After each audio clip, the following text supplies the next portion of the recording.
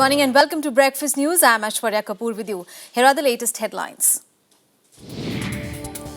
The 65-year-old Planning Commission gives way to National Institution for Transforming India or Niti Aayog. Prime Minister calls it the end of one-size-fits-all planning.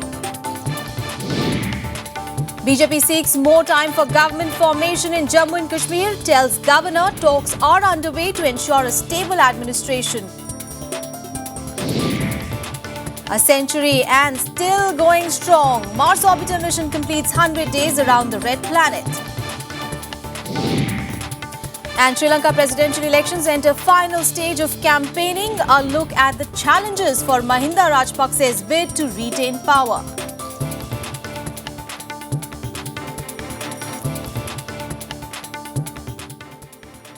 Well, the more than 6-decade-old Planning Commission was officially replaced by a new body, the National Institution for Transforming India or Niti Aayog. The new body, set up through a cabinet resolution, is in keeping with the Prime Minister's Independence Day call for a need to replace the Planning Commission with a body more in tune with the change requirements of the country. The Niti Aayog will play the role of a directional and policy dynamo. The Prime Minister will be the Aayog's chairperson and the Governing Council will comprise Chief Ministers of all the states and Lieutenant Governors of the Union Territories. As per the press note released by the government, the new institution will serve as a think tank of the government and it provide governments both at the central and the state levels with relevant strategic and technical advice across the spectrum of key elements of policy.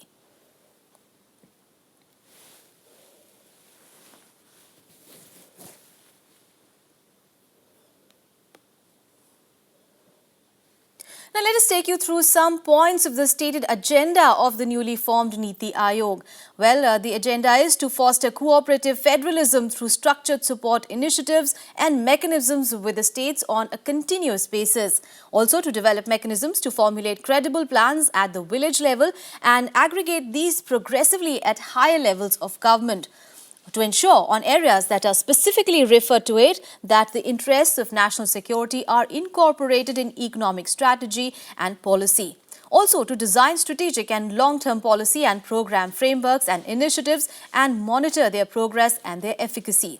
Also to focus on technology upgradation and capacity building for implementation of programs and initiatives.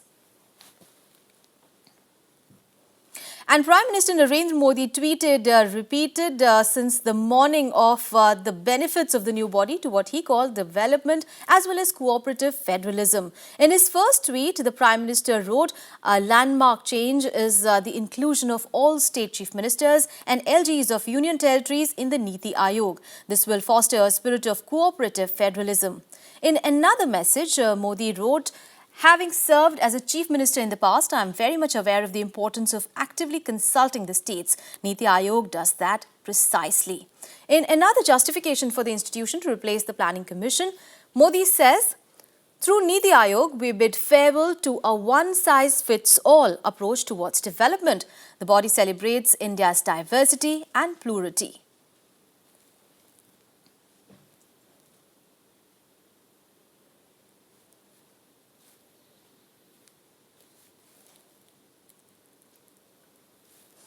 However, announcement of the new body resulted in a strong backlash from the political opposition, with most terming the Niti Aayog little more than old wine in a new bottle. Let's listen in. We have to still await the real, substantive, meaningful changes. If they are in the interest of the country, it's a different matter. But if it's only the gimmickry of name lending or name changing, as we have seen in many schemes of the government earlier since May, then it would amount to nothing but hollow gimmickry. By changing the nomenclature of the Planning Commission to the Policy Commission, what has this government really achieved? And there is a greater danger. The Planning Commission used to be the arbiter between the centre and the states. It used to be a fair arbiter. And to run the country from the North Block, from the Finance Ministry, which has a very short-term view of everything, is extremely pernicious and dangerous for this country. Until we know what this Niti Aayog means, or what is its brief, or what is it supposed to do, it will be very difficult to really comment. on that, or whether it's only a change in the nomenclature and they'll continue to do what the Planning Commission was doing. ये जो नया इन्होंने बनाया है आयोग, ये उसी रूप में काम करेगा या बदल के काम करेगा, वही स्वरूप ढांचा रखेगा या ढांचे को बदलेगा? जी, लेकिन मेरी सरकार से ये अनुरोध है कि देश की सत्यता को देखना चाहिए और देश को जो जरूरत है उसके हिसाब से प्लानिंग कमीशन हो चाहे नीति आयोग हो उसको काम करना चाहिए. The real question is, what is the substance behind this change? Are we going to see some more ethics in the way this country's economy is planned? Or are we going to witness a transition from red tape of the babus to a red carpet for big business? And in other news, the central government yesterday raised the excise duty on both branded and unbranded petrol and diesel by 2 rupees a litre each. However, end users were spared the burden, with oil companies being asked to absorb the hike in duty. The decision is likely to fetch the government to almost 6,000 to 7,000 crore rupees annually. The revenues are expected to fund an ambitious infrastructure development program, especially building 15,000 kilometers of highways over the next 3 years.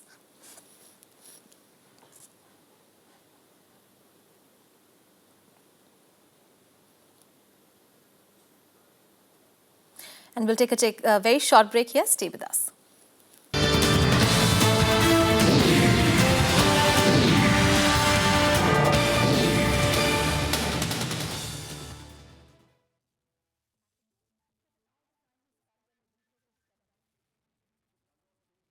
Welcome back after the break. Now, early morning showers in New Delhi dispelled the fog here, but cold winds continue to make residents shiver in the national capital. The minimum temperature was recorded at 8.8 degrees Celsius, a notch above normal. Flight operations at the Indira Gandhi International Airport were reported to be smooth. North India is witnessing a slight respite from the biting cold wave conditions over the last 2 days, although as many as 58 trains were affected in the region, which witnessed moderate fog. It was a sunny, warm New Year's Day for North Indians. An increase in minimum temperatures brought much-needed respite to the region, reeling under an intense cold wave for the last 2 weeks. In national capital Delhi, the minimum temperature was recorded 2 notches above the season's average at 8.8 degrees Celsius. Flight operations at the Indira Gandhi Airport were smooth. However, moderate fog disrupted train services as nearly 36 trains were reported to be running behind schedule. बहुत ज़्यादा problem हुई है, ठंड के मारे problem है. बताओ, घर नहीं जा सकते, इधर नहीं आ सकते. पहले बोले 2.5 घंटे, फिर 4 घंटे लेट कर दी. और मुझे अभी पता ही नहीं चल पा रहा है कि कब शो करे, कब दिखा भी नहीं रहे सही ढंग से. खड़े हुए, ठंड में दिक्कत हो रही है, ट्रेन लेट है और सुबह से हम लोग खड़े हुए हैं यहाँ पे. Cold wave conditions abated in neighbouring Haryana and Punjab too. Minimum temperatures were recorded 2 to 3 notches above normal. The fog, which had paralysed normal life in the region for the past many days, also lifted from several places. The desert state of Rajasthan also saw an increase in night temperatures. Light rainfall was witnessed in some areas of Kota, Udaipur, Rawatbhata and Vanasthali. However, in Kashmir, the mercury was on a downward trend, dropping further below the freezing point. Kargil recorded a new low of minus 15.8 degrees Celsius this season, while Srinagar recorded minus 4.8 degrees Celsius. The mercury in Ghazikund, the gateway down to Kashmir Valley in the south, decreased by 2 degrees to settle at a low of minus 5 degrees Celsius. The minimum temperature in the famous ski resort of Gulmarg settled at minus 3.4 degrees Celsius, slightly down from the previous night's minus 3.2 degrees Celsius. इस time तो बहुत काफी है सर्दी, लेकिन यहाँ पे जो डल है ये पूरा जम गया है, तो इस वजह से क्योंकि अगर बर्फबारी गिरेगी तो बहुत सर्दी कम हो जाएगी. However, there was disappointment for tourists as there has been no fresh snowfall since the 23rd of December. The Met Department has forecast a fresh western disturbance in the valley, which is likely to affect the state in the coming week. Bureau Report, Rajya Sabha TV. And a day after the PDP gave signs of apparent softening of stance towards it, the BJP has sought more time from the Jammu and Kashmir governor. The party sought the extension in view of the ongoing dialogue with parties on government formation. The party has also hinted that it could relent on the issue of having a chief minister from Jammu. Jammu and Kashmir Governor N.N. Vohra has set a January 19 deadline for government formation in the state. The BJP, which emerged as the second largest party in the assembly with 25 seats, met Vohra on Thursday. The party has now sought more time as talks are underway with other stakeholders. हम चाहते हैं कि जो सरकार बने स्थायी सरकार बने और 6 साल के लिए सरकार बने, जम्मू कश्मीर के लोगों की बेहतरी के लिए सरकार बने, इसके लिए थोड़ा सा समय और लग सकता है, तो समय हम The party has also hinted that it would be willing to relent on its demand for a chief minister from Jammu. The BJP leadership in the state had been batting strongly for a chief minister from Jammu, especially from the party in case of a post-poll alliance. Bharatiya Janata party गठबंधन सरकारें कैसे चलानी है वो अच्छी तरह जानती है। जब हम लोग बैठेंगे, बातचीत होगी, उसमें कॉमन मिनिमम प्रोग्राम भी बन सकते हैं, कोई मुद्दों पर चर्चा भी हो सकती है। ये गठबंधन में चलता है। PDP leader Mehbooba Mufti had met the governor on Wednesday and hinted that her party is not averse to joining hands with the BJP. After the meeting, she said that PDP's priority was not to cobble up a majority just for the sake of forming the government. Bureau Report, Rajya Sabha TV. And heavy firing from Pakistan was how residents of many border villages in Jammu ushered in the new year. Pakistan targeted 13 border outposts last night, a day after an Indian Jawan and 4 Pakistani soldiers were killed in an exchange of fire. The government says it will lodge a strong protest over the fresh ceasefire violations.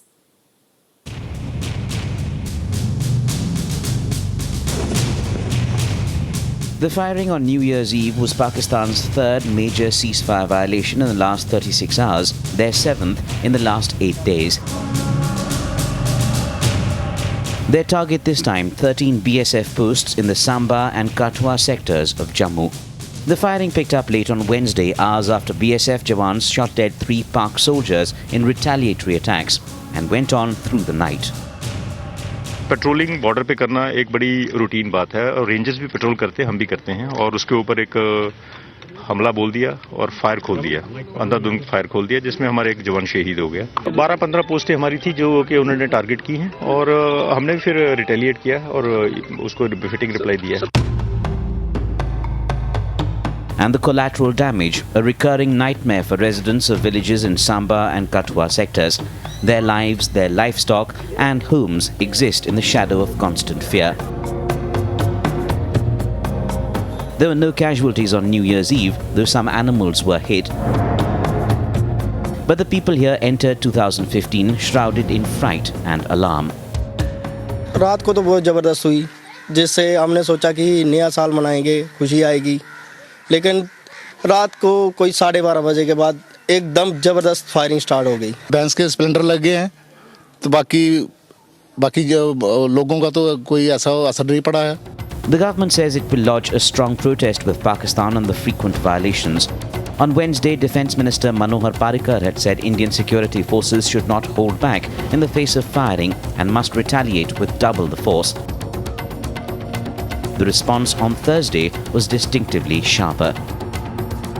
यदि कोई आंख उठाकर भारत की सीमाओं की ओर देखने की जरूरत करेगा तो मैं समझता हूं कि हमारी बॉर्डर सिक्योरिटी फोर्स अथवा हमारे सेना के जवान उसका मुंहतोड़ जवाब देने में पूरी तरह से कामयाब होंगे। We have given equally powerful response, or rather, our response is more than double the capacity. Ahead of the firing, Pakistan had summoned the Indian High Commissioner in Islamabad, blaming India for the violations. On Thursday again, Pakistan looked to turn the tables. We summoned the Indian Deputy High Commissioner. We lodged a strong protest and also handed over a protest note which contained the details of the incident. This is violation of international law, this is violation of all norms and also violation of our bilateral understandings. Security experts call for urgent, strong measures against Pakistan to stop the violations on the border and the simmering anti-India terror machinery working in that country. The Home Minister has said, the Prime Minister has said, the Defence Minister has said, the National Security Advisor has said, everyone knows that now, how dare you? You try to hit us and you see what we will do. So there's no question of us getting back now. The BSF and Indian Army termed the violations of the last few days a desperate effort by Pakistan to push terrorists into India. One report suggests there are close to 60 terrorists waiting on the Pakistan side of the border, ready to sneak into the country. 143. Bureau Report, Rajya Sabha Television.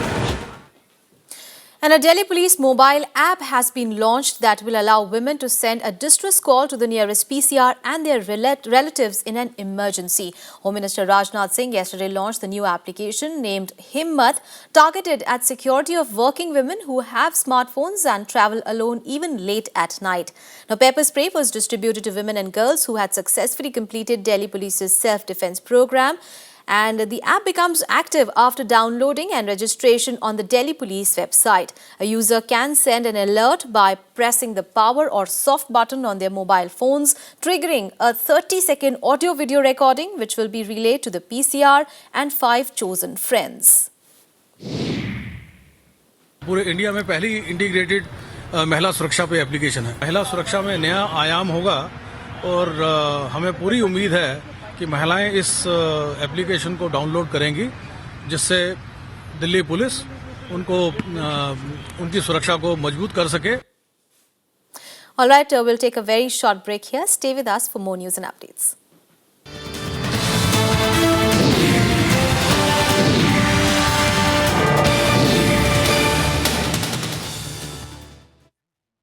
Welcome back after the break. On to some international news now, and presenting a picture of continuity in a nation that saw significant changes at the end of last year.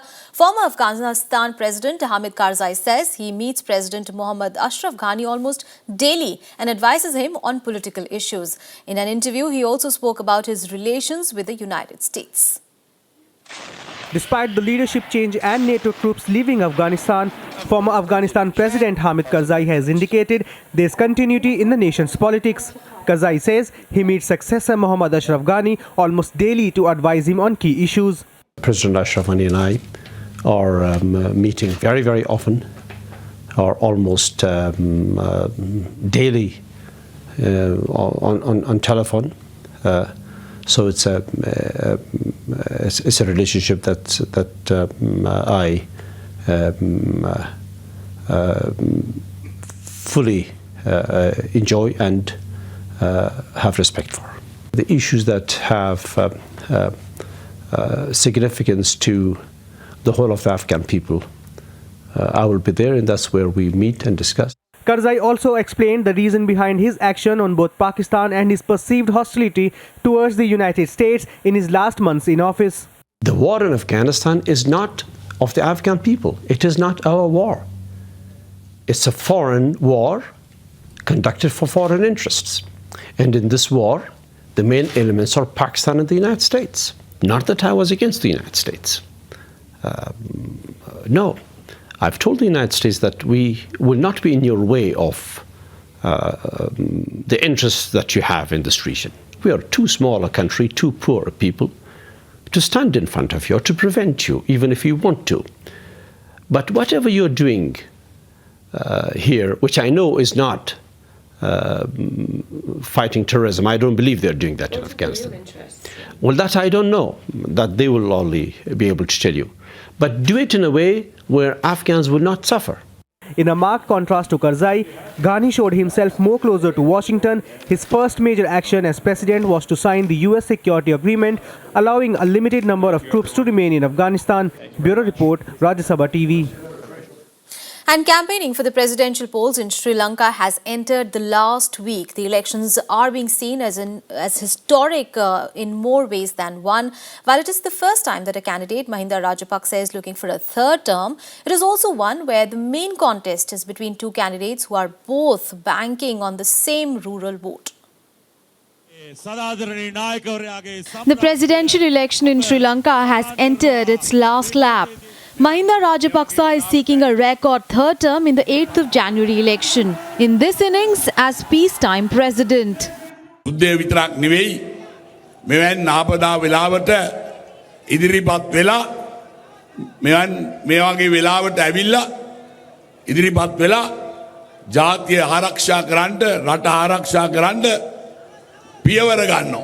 Rajapaksa has traditionally banked on the majority rural Sinhala vote. But in this election, he is facing a tougher challenge from opposition candidates Maithripala Sirisena.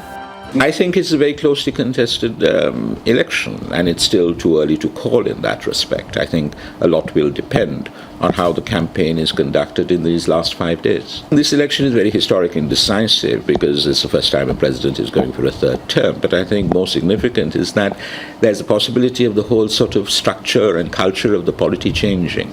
You know, the Rajapaksa regime is very clearly autocratic. It's a dynastic project. You will move away from a parliamentary and democratic tradition to greater autocracy. The opposition has charged Rajapaksa of nepotism, corruption and an authoritarian rule. Sirisena, his health minister at one time, has pledged for reaching democratic reforms with the backing of the main opposition UNP.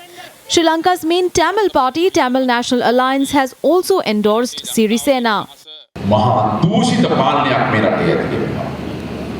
Mahinda Rajapaksa මහත්තයාද කියනවා එයා නැත්නම් මේ රටේ දේශපාලන අස්ථාවරත්වයක් ඇති වෙනවා. එයා නැත්නම් ආපහු යුද්ධ වෙනවා. Elected in 2005 and 2010, Rajapaksa called the snap election 2 years ahead of schedule. He is seeking a record third term amid signs of a drop in popularity and also a palace coup of sorts. He suffered mass defections with 25 ruling party lawmakers switching allegiance. Bureau Report, Rajya Sabha TV. And Brazilian President Dilma Rousseff was sworn in for a second term yesterday with a pledge to extend social welfare programs that lifted millions out of poverty. Now, Rousseff, a left-wing economist who was arrested and tortured under the military rule, was re-elected by a narrow margin in a runoff vote.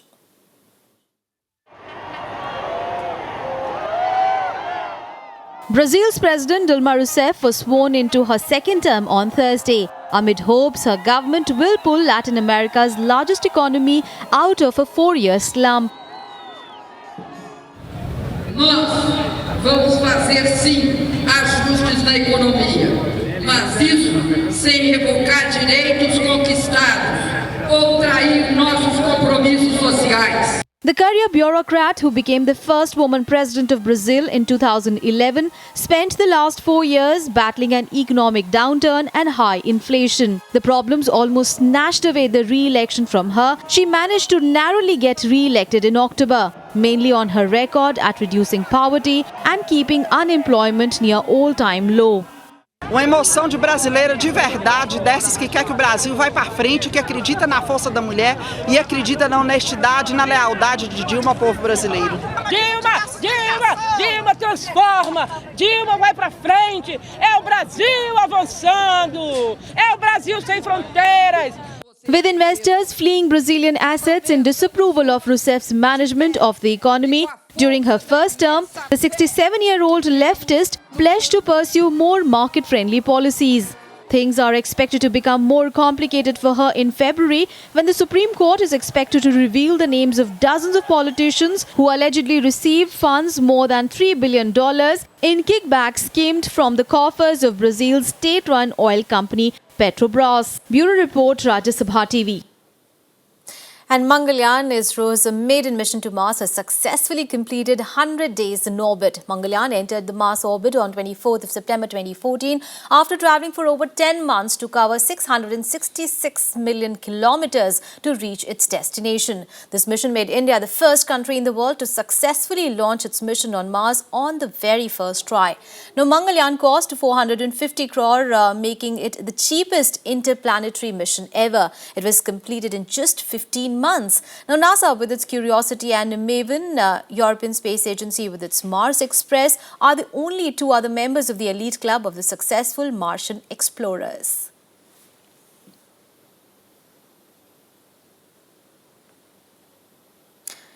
And well, that's all in this edition of Breakfast News. Thanks for watching.